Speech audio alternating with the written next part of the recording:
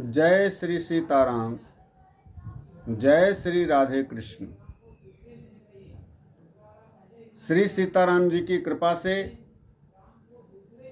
मैं आपके अंदर प्रभु की भक्ति प्रवेश कैसे हो, आप भी ईश्वर के भक्त कैसे बने, या आपके जीवन में हर प्रकार की बाधाएं समस्याओं का समाधान कैसे हो, ऐसे एपिसोड वीडियो में आपके कल्याण के लिए बराबर बना करके डालता हूं। लेकिन आप सब लोग मेरे चैनल को सपोर्ट करने का भी प्रयास करें, सब्सक्राइब और लाइक करते हुए इसको सपोर्ट करें। सुरतर पंडित दिनेश जी महाराज के नाम से हमारा चैनल खोल करके हमारे सारे video episode, short video, long video सब देखें और सब्सक्राइब करें, लाइक करें। अनेक प्रकार की अच्छी अच्छी जानकारियां आपको प्राप्त होंगी, जीवन में कल्याण का मार्ग प्राप्त होगा और प्रभु की भक्ति के बारे में अनेक ज्ञान आपको मिलेगा। आएं, इसी प्रकार का आज एक और ज्ञान आपके लिए प्रस्तुत है। आप सुने और पूरा सुने इसको, तभी पूर्ण जानकारी मिलेगी। अगर पूरा सुनेंगे तो कहते हैं कि भक्ति करो भगवान की, लेकिन व्यभिचारिणी भक्ति मत करो, क्योंकि व्यभिचारिणी भक्ति दूषित भक्ति होती है। जैसे आपकी पत्नी आपको बड़ा प्रेम करती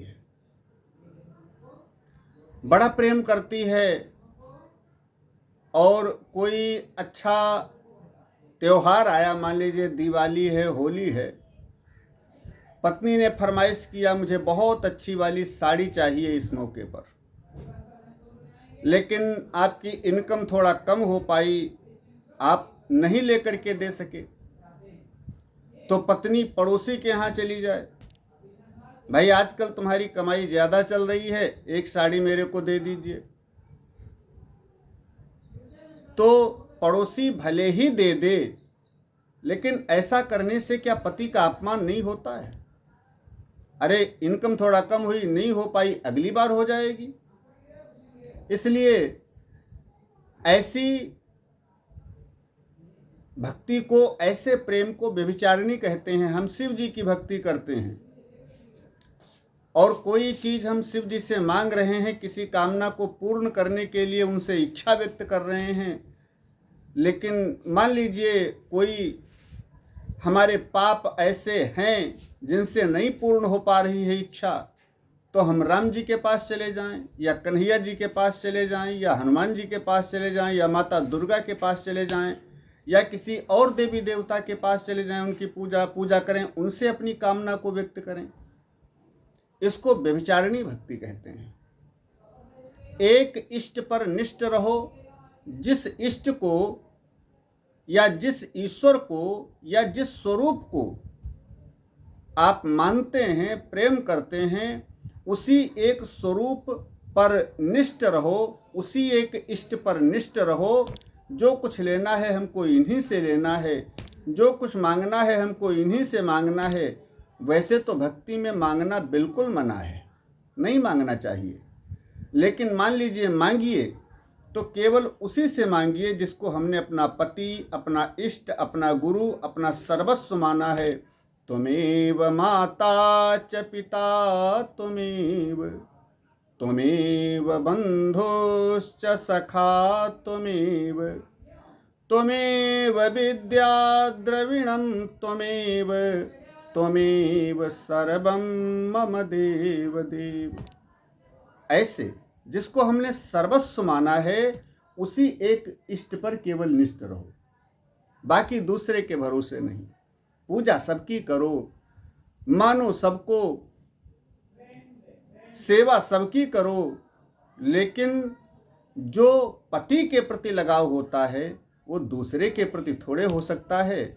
जबकि सास, ससुर, जेठ, देवर सबसे प्रेम करती है पत्नी, लेकिन जो पति में लगाव, पति में प्रेम होता है वो दूसरे से नहीं होता है। ऐसे ही हम एक इष्ट पर निष्ठ रहें, बाकी माने सबको, प्रेम सबसे करें, सेवा सबकी करें, लेकिन पति वाला प्रेम नहीं। इसलिए व्यभिचारिणी भक्ति दूषित होती है। ऐसे ही संत कहते हैं कि किसी एक स्वरूप का वर्ण कर लो, जो स्वरूप अपने को अच्छा हो, चाहे राम जी को, चाहे कन्हैया जी को, चाहे शिव जी को, चाहे माता दुर्गा को, चाहे जिस स्वरूप को, जो स्वरूप हमको प्यारा लगे, उस एक स्वरूप को वर्ण कर लो। वर्ण का बहुत बड़ा महत्व होता है।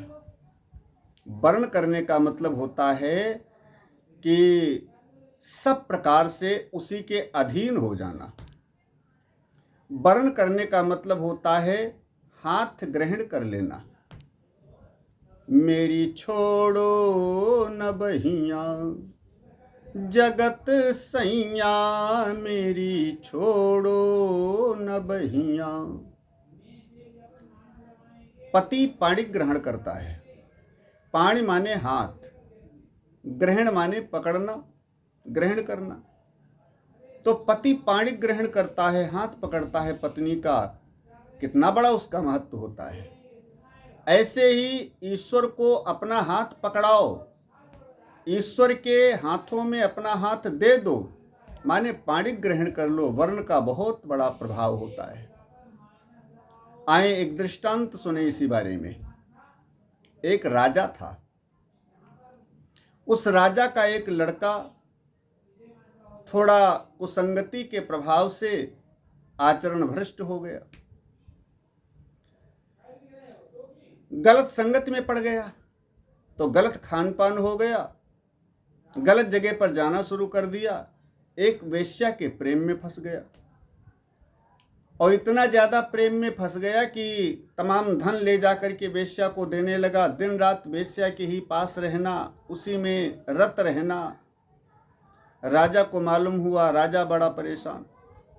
राजा ने बहुत समझाने का प्रयास किया, लेकिन लड़का मानने को तैयार ही नहीं। वो अपने रास्ते को बदलने के लिए तैयार नहीं। वो तो बराबर जा रहा है वेश्या के पास। इतना रत हो गया, इतना लीन हो गया वेश्या के पास। तो राजा बड़ा परेशान। राजा ने सोचा क्या करें। लड़के के जो मित्र थे, खास मित्र, जिनकी वो बात मानता था, नहीं छोड़ता था, उन मित्रों से कहा कि भैया, इस बच्चे को सुधारने के लिए, लड़के को सुधारने के लिए तुम ही कुछ करो, क्योंकि एक ही तो लड़का है। इस राज्यपाट को कौन संभालेगा हमारे बाद? गद्दी का अधिकारी कौन बनेगा हमारे साथ? क्योंकि विवाह भी नहीं कर रहा है, इतना वेश्या में रत है, इतना वेश्या में लीन है कि विवाह भी करने को तैयार नहीं होता है। बस वेश्या ही उसके लिए सब कुछ है। मित्रों ने कहा ठीक है, प्रयास करेंगे।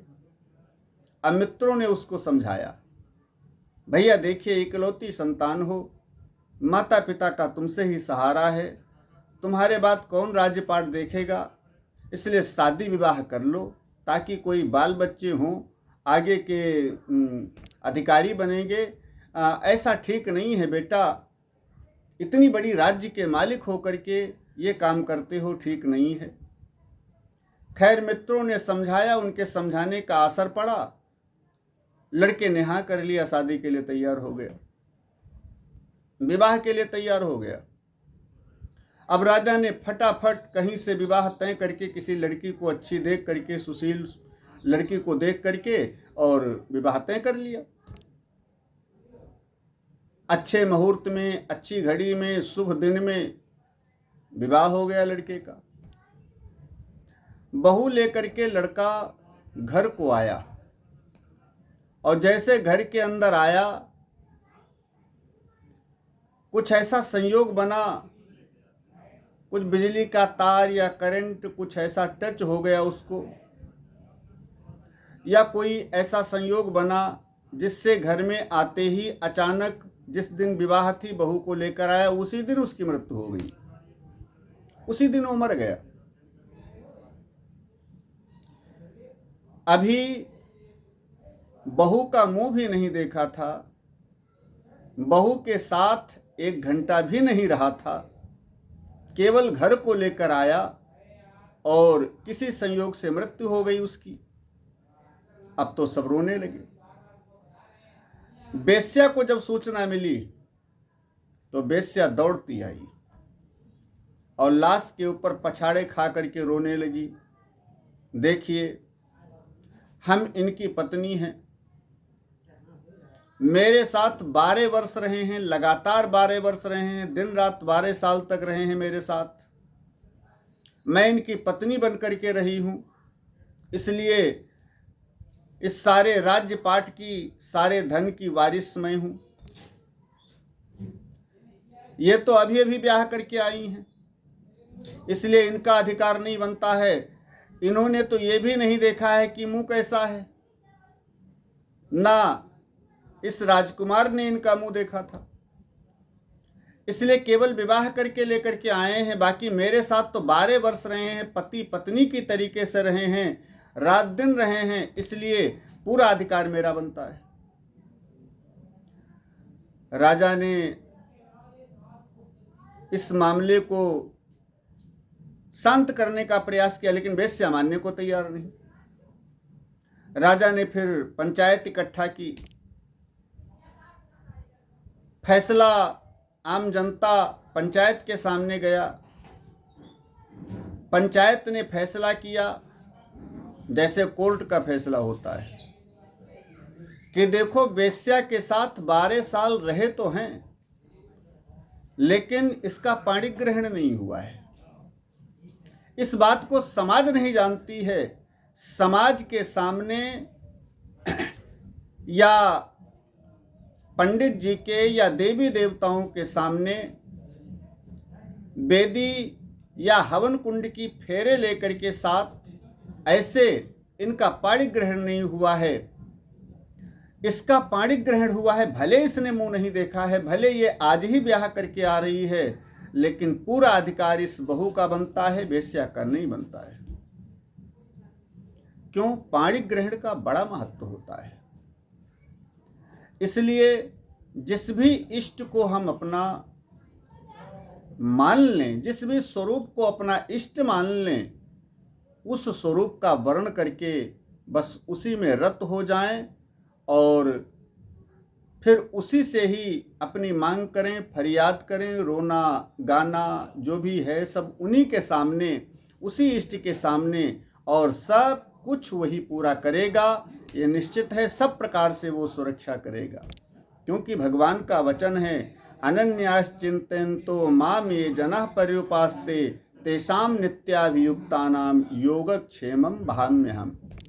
जो अनन्य भाव से मेरा चिंतन स्मरण करते हैं, उनके योगक्षेम का वहन मैं करता हूँ। इसलिए किसी एक स्वरूप का वर्ण करके उसी स्वरूप में निष्ठ हो जाओ, यही जीवन में कल्याण का श्रेष्ठ साधन है।